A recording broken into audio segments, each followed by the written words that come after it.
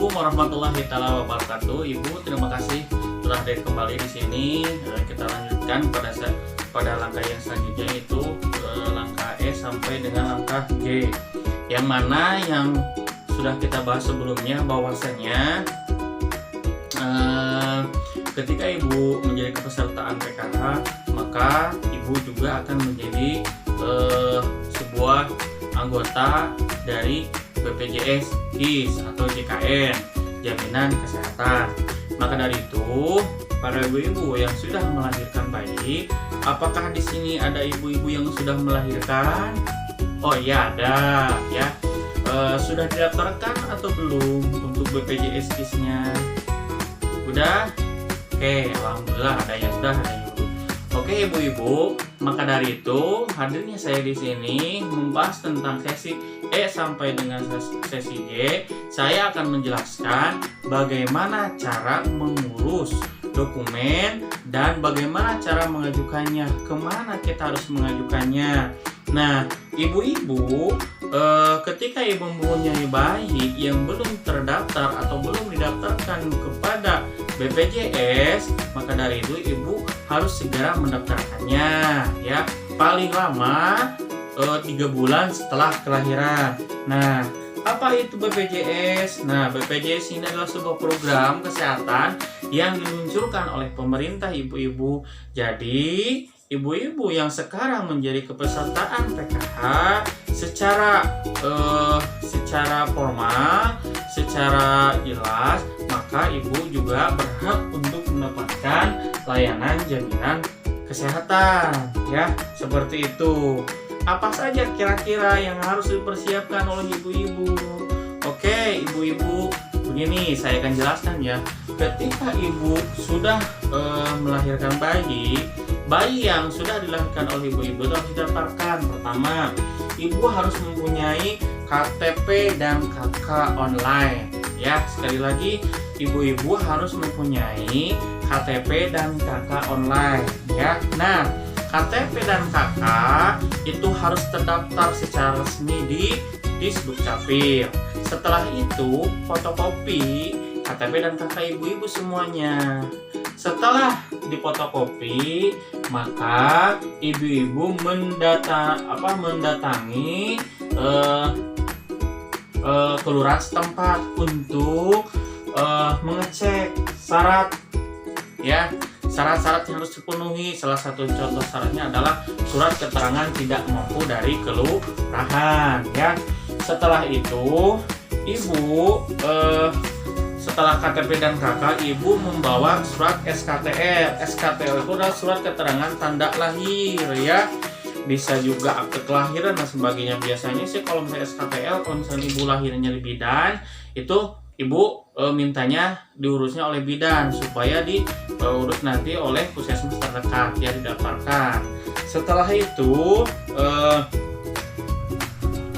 ibu-ibu harus membawa juga BPJS ibu ya, ibu yang melahirkan. BPJS ibu dibawa juga, dilampirkan juga ya, seperti itu.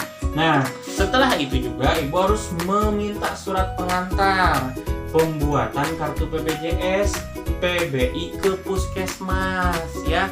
Oke, jadi ibu nanti minta dulu surat pengantar ke puskesmas terdekat ya, seperti itu. Nah, yang selanjutnya ibu nanti daftarnya itu ke penerima ya, jadi tidak perlu iuran. Jadi ibu nanti masuknya ke penerima manfaat, seperti itu.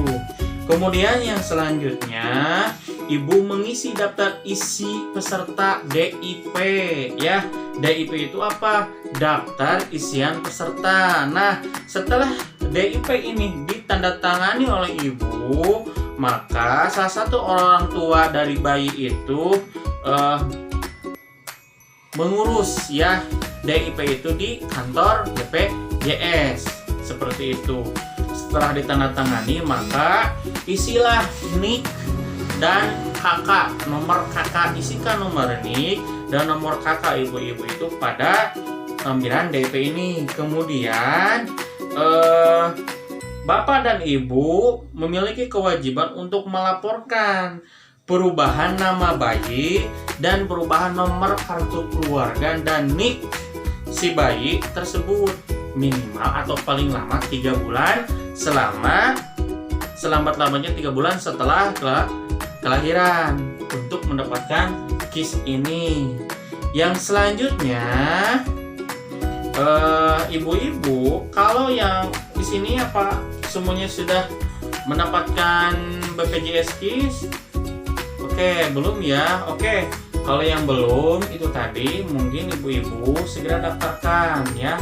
Kalau misalkan ikut kepesertaannya itu gampang saja seperti tadi langkah-langkah yang saya jelaskan. Nah, untuk yang selanjutnya ibu-ibu cukup memenuhi persyaratan barusan.